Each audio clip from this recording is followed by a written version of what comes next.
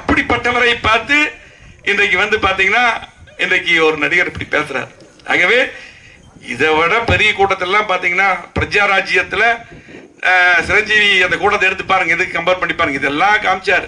இன்னைக்கு அவர் பாத்தீங்கன்னா இன்னைக்கு கட்சியே இல்லாம கலைச்சிட்டு போயிட்டாங்க. ஆகவே நீங்க இது சாதாரண கட்சிக்கு தலைவராக எடப்பாடியார் இல்ல, 53 ஆண்டுகள் பொன்விழா கண்ட கட்சி,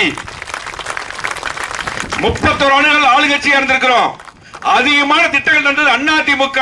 புரட்சி தலைவர் எம்ஜிஆரை உரிமையோட எங்க தலைவர் அவர், புரட்சி எம்ஜிஆர் எங்க தலைவர். இந்த இயக்கத்தை உருவாக்குனது இந்த அதிமுக. அதிகமான திட்டங்கள் தந்தது, அதிகமான ஆளுங்கட்சியா இருந்திருக்கும். அதுக்கு பின்னால் புரட்சி தலைவர் அம்மா அவர்கள் இந்த இயக்கத்தை வளர்த்தவர்கள்.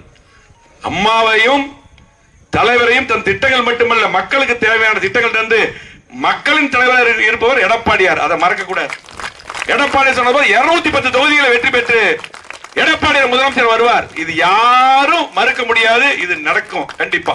அப்பொழுது இந்த மதுரை மாவட்டத்துக்கு விடுபட்ட திட்டங்களை, திமுக செய்யாத திட்டங்களை எடப்பாடியார் தருவார். இது நிச்சயம், மாற்று கருத்து இல்ல.